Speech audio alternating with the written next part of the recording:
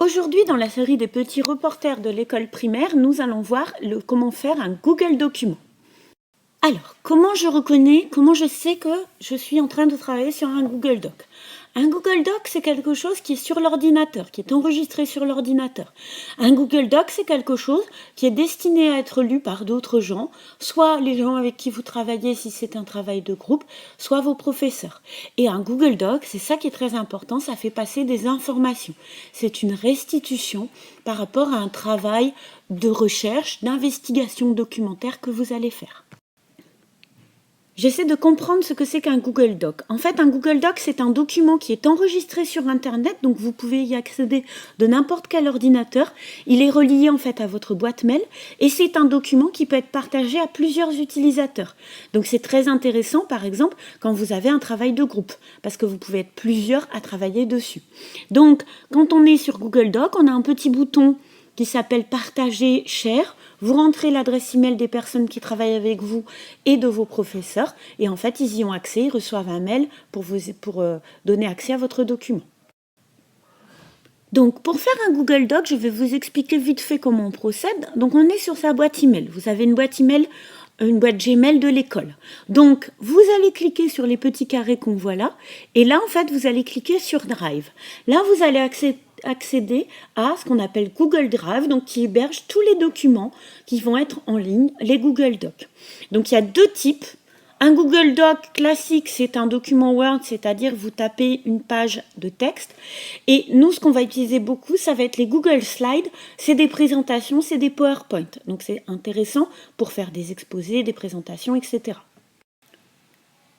Les Google Docs s'enregistrent automatiquement. Une fois que vous avez partagé avec les gens de votre groupe, en fait, vous vous déconnectez de l'Internet et c'est sauvegardé. Donc, il n'y a pas d'erreur d'enregistrement. Donc, pour faire un Google Doc, en fait, il va falloir mettre des informations dessus. Donc, selon les consignes, on va vous demander d'aller chercher des textes sur des sites Internet, soit des sites Internet officiels, soit des sites Internet personnels. Souvent, en fait, moi, je vous donne une sélection de sites sur CSI Lila, les petits portails, petits reporters. Vous avez déjà des sites sur les thèmes sur lesquels nous allons travailler. Donc, commencez par là. Commencez par le portail CSI Lila. Puis ensuite, vous allez voir sur Google, etc. Mais c'est plus compliqué. Ensuite, il va falloir trouver également des illustrations. Donc là, on peut faire une recherche sur Google Images, mais après, il faut aller vérifier les sites. Il faut des photos, des dessins, des cartes, des schémas, des frises chronologiques. Tout ce qui peut égayer en fait votre présentation. Et surtout, vous n'oubliez pas à chaque fois de marquer ce qu'on appelle la légende, c'est-à-dire ce qui est représenté sur votre illustration et d'où ça vient en fait. Alors, en fonction du projet qu'on va vous demander, vous devez construire votre Google Présentation. Donc, vous devez avoir un certain nombre de slides, un certain nombre de diapositives qui sont organisées selon un plan. Donc, il faut bien mettre les informations. Moi, je commence toujours par construire mes slides et puis après, je vois ce que je vais mettre dedans. Vous devez avoir des titres, vous devez avoir des paragraphes, vous devez avoir des sous-titres. Vous devez organiser ça comme un vrai exposé. À la fin de votre Google Présentation, il faut faire une slide avec tout simplement la liste des documents que vous avez utilisés. Les adresses de sites internet, les adresses de livres, les magazines peut-être que vous avez lus, votre livre de classe. Enfin, il faut mettre vraiment tout ce que vous avez utilisé pour qu'on sache où vous avez trouvé vos informations. Avant de rendre son devoir, donc on va essayer d'évaluer son Google Doc. Est-ce que j'ai bien mis toutes les informations que j'avais? Est-ce que j'ai différents types de documents? Est-ce que j'ai des textes explicatifs? Est-ce que j'ai des illustrations, des photos, des dessins? Et surtout, est-ce que j'ai bien relu mon Google Doc pour éviter les fautes? Il n'y a rien de pire qu'une recherche documentaire où on a plein de fautes à la fin et puis ça gâche tout votre travail. À présent, la dernière chose à faire, c'est de présenter votre Google Doc. Est-ce que vous devez juste partager avec votre professeur? Donc dans ce cas-là, vous vérifiez bien que vous avez mis votre nom et le nom des membres du groupe et vous vérifiez bien qu'il est dans le partage, que vous avez cliqué sur le bouton Share pour lui donner. Sur le Google Doc, des fois, on peut mettre des commentaires ou alors on vous donne une grille pour vous expliquer ce qu'on attend. Une autre possibilité que moi je demande parfois, c'est qu'en fait on partage les Google Docs, on les présente à toute la classe à l'oral.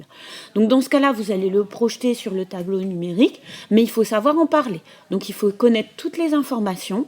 Vous pouvez faire des petites flashcards pour vous rappeler ce qu'il y a dessus, mais essayez de faire une présentation vivante et agréable. Voilà, je pense qu'Indy est prêt pour faire son super Google Doc de reporter. Alors, qu'est-ce qu'il faut d'abord pour faire le bon Google Doc? Un Google Doc, c'est un document commun pour un travail en groupe. Vous aurez peut-être l'occasion de faire des Google Docs personnels, mais souvent, en fait, il faut les partager soit avec les autres personnes de votre groupe et puis avec vos professeurs. Un Google Doc, c'est un document accessible partout. Donc, vous pouvez venir travailler à la bibliothèque, vous pouvez le faire chez vous. Vous avez toujours accès à votre document. Comme ça, on ne perd pas ses fichiers ou ses recherches.